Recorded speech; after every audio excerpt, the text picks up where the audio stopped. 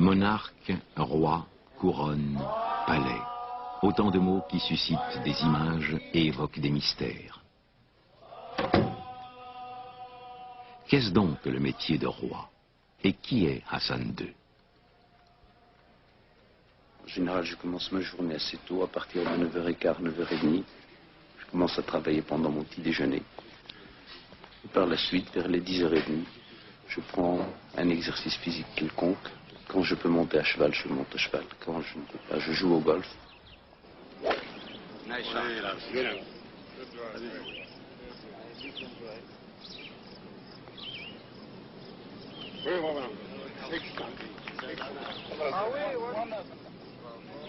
Pendant ce laps de temps, du reste, les choses continuent à se traiter, soit par téléphone, soit par ordre à donner et à recevoir. Je déjeune en général entre 1h30 et 2h, la plupart du temps avec quelques ministres.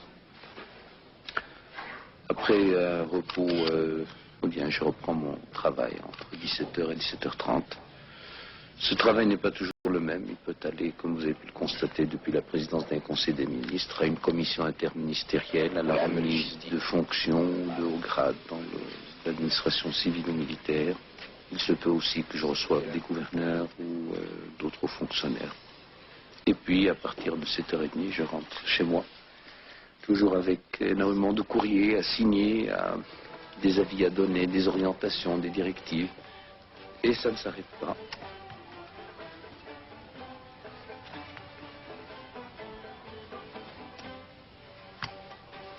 Quel est le personnage du roi Hassan II? Il est certain que ce personnage change beaucoup, tant vu par soi-même, selon les états d'âme et les moments, vu par les autres. Et même en pleine subjectivité, le sujet ne peut pas être analysé de la même façon ni sous tous les angles. Par exemple, quand je me juge et que je juge mes actes, ça dépend du moment, du cadre, de l'heure de la journée, du travail accompli, des problèmes en suspens, de la façon dont certains ont été résolus. Il est certain que le jugement n'est pas toujours le même. Je pense que tout jugement porté sur ma personne maintenant, dans l'état actuel des choses, dans cette bouilloire qu'est l'humanité, dont on ne sait s'il faut aborder ces problèmes démographiques, ou ces problèmes de nutrition, ou ces problèmes d'équilibre social, ou ces problèmes de paix familiale. Il est certain qu'on voit mal le cheminement que peut faire un petit navire sur cette bouilloire. Mais l'humanité ne peut pas permettre, dans cette deuxième moitié du XXe siècle, de porter un jugement quasiment définitif sur un responsable à l'échelon étatique.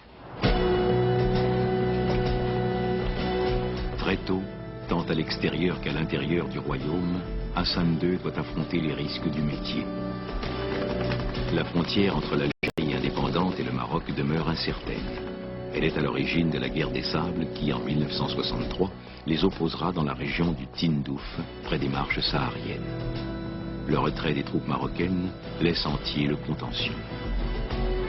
En 1965, Mehdi Ben Barka, leader prestigieux de l'opposition marocaine, disparaît à Paris. On pointe du doigt le ministre de l'Intérieur, le général Oufkir, et une crise diplomatique éclate entre Rabat et Paris.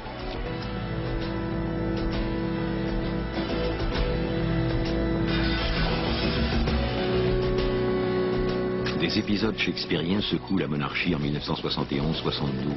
Deux complots, deux putschs militaires visent à supprimer le roi.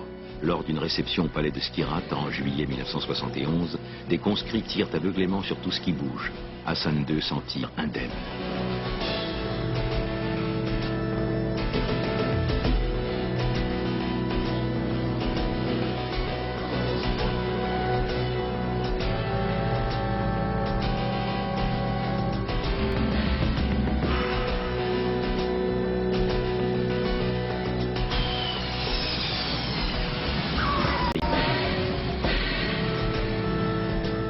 Le scénario reprend en 1972, alors que le Boeing du roi est pris en chasse par l'aviation militaire.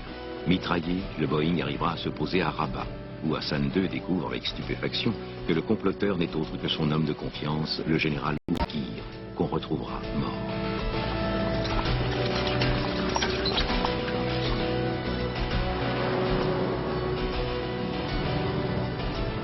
Vous avez été souvent déçu, trompé, trahi même. Vous savez, Comment expliquez-vous ces trahisons? vous savez, il est déjà tellement difficile d'expliquer ce qui se passe en soi qu'il serait prétentieux de décrire ce qui peut se passer dans l'esprit d'autres personnes. D'autant qu'il y a certains noms dont je préfère ne pas parler. L'amitié est une chose nécessaire. Un homme qui n'a pas d'amis n'est pas un homme. Et je préfère encore, personnellement, être victime d'une amitié plutôt que d'être l'assassin d'une amitié. Je préfère que... Je ne dis pas que ce soit du masochisme, mais je préfère qu'il soit dit que j'ai été trahi plutôt qu'il soit dit que j'ai trahi une amitié. Je sens personnellement que je ne suis pas moi-même dans un certain nombre d'interviews que j'ai accordées depuis 1 an ou 2 ans. Je ne suis pas moi-même parce que j'ai l'impression, vraie ou fausse, que il y a une sorte de curiosité un petit peu morbide, comme celle de ceux qui vont au cirque, pour voir un petit peu de près ce phénomène qui a échappé 2 fois d'une façon miraculeuse à ce que les ordinateurs auraient barré d'un seul coup. J'ai horreur d'être la vedette, j'ai horreur d'être interviewé, j'ai horreur d'être sollicité parce qu'il y a un événement qui amène la curiosité des gens. Étant personnellement très respectueux de la vie des autres, je n'aime pas le côté exhibitionniste. D'autres auraient tout fait au lendemain de ce qui leur est arrivé pour payer les gens et qu'ils viennent le voir. Je peux vous assurer que j'ai été personnellement tellement déçu par certaines presses que je suis prêt à payer pour que personne ne vienne plus me voir. Pensez-vous que le général Oufkir est trempé dans le complot de Skiraf et dans la négative? Comment expliquer? Mais d'une façon générale, je peux vous dire une chose, c'est que tout le monde, toute la presse française s'est posé la question. Comment est mort Oufkir? Pourquoi est mort Oufkir? Qui a tué Oufkir? Mais aucun d'eux ne s'est posé la question, comment allait mourir Hassan II? Le roi Hassan II a rejeté le recours en grâce. 15 de ses prisonniers ont été exécutés ce matin à la prison militaire de Kénitra au Maroc. Accusés de subversion, ils avaient été condamnés à la peine capitale en août dernier. 16 condamnations à mort avaient été prononcées. Le 2e procès de Kénitra s'était ouvert en juin dernier. Contrairement au procès relatif à l'affaire de Skirat ou au mitraillage du Boeing du roi Hassan II en août 1972, les 159 inculpés n'étaient pas des militaires, mais surtout des intellectuels et des paysans. On ne leur reprochait pas un acte précis, mais plutôt la flambée d'agitation qui avait traversé le Maroc 3 mois auparavant. Vous êtes partisan d'être toujours au milieu de votre peuple? Vous savez, ce contact constant, cette sensation de n'être qu'un, c'est la seule raison parfois, au milieu des grandes tempêtes et des injustices, c'est certainement la seule et unique raison qui fait que l'on veut encore rester là où on est. S'il n'y avait pas cela, j'estime que tout homme peut vivre n'importe où, n'importe comment.